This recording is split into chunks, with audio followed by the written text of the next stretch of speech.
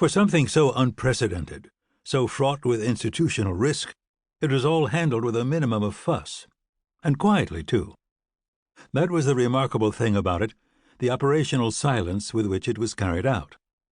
Yes, there had been the dramatic announcement broadcast live to the nation, and the splashy first cabinet meeting, and the lavish party at Ari Shamron's lakeside villa in Tiberias, where all the friends and collaborators from his remarkable past, the spy masters, the politicians, the Vatican priests, the London art dealers, even an inveterate art thief from Paris, had come to wish him well. But otherwise it came to pass with scarcely a ripple.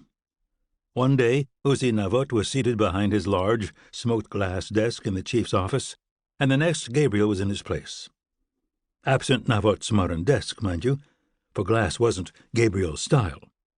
Wood was more to his liking, very old wood, and paintings, of course.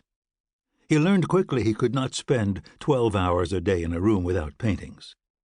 He hung one or two of his own, unsigned, and several by his mother, who had been one of the most prominent Israeli artists of her day. He even hung a large abstract canvas by his first wife, Leah, which she had painted when they were students together at the Bezalel Academy of Art and Design in Jerusalem. Late in the day, a visitor to the executive floor might hear a bit of opera. La Bohème was a particular favorite, leaking from his door. The music could mean only one thing.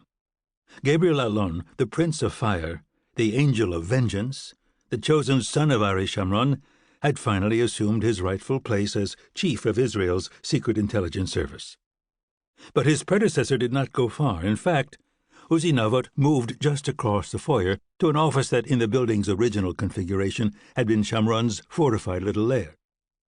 Never before had a departing chief remained under the same roof as his successor. It was a violation of one of the most sacred principles of the office, which mandated a clearing away of the brush every few years, a tilling of the soil. True, there were some former chiefs who kept their hand in the game. They wandered into King Saul Boulevard from time to time, swapped war stories, dispensed unheeded advice, and generally made a nuisance of themselves. And then, of course, there was Shamron, the eternal one, the burning bush. Shamron had built the office from the ground up in his own image. He had given the service its identity, its very language, and considered it his divine right to meddle in its affairs as he saw fit. It was Shamron who had awarded Navot the job as chief, and Shamron who, when the time had finally come, had taken it away.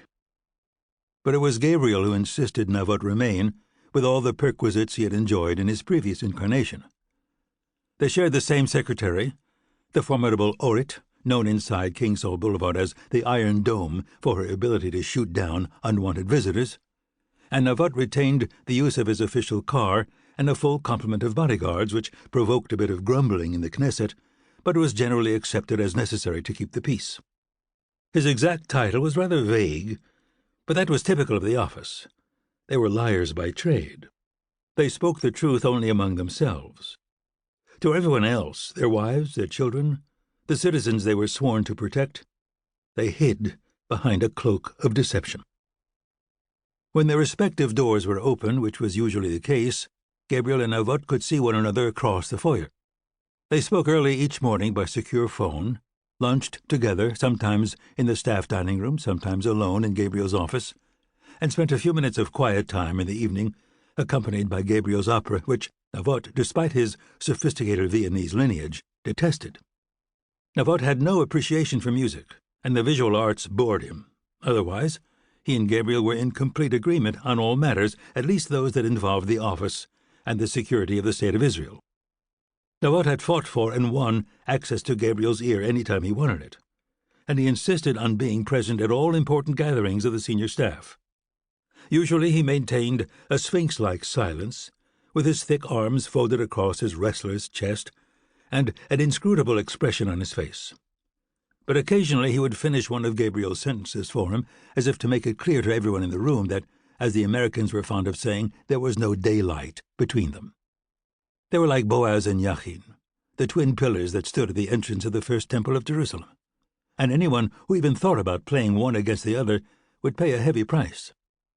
Gabriel was the people's chief, but he was still the chief, and he would not tolerate intrigue in his court.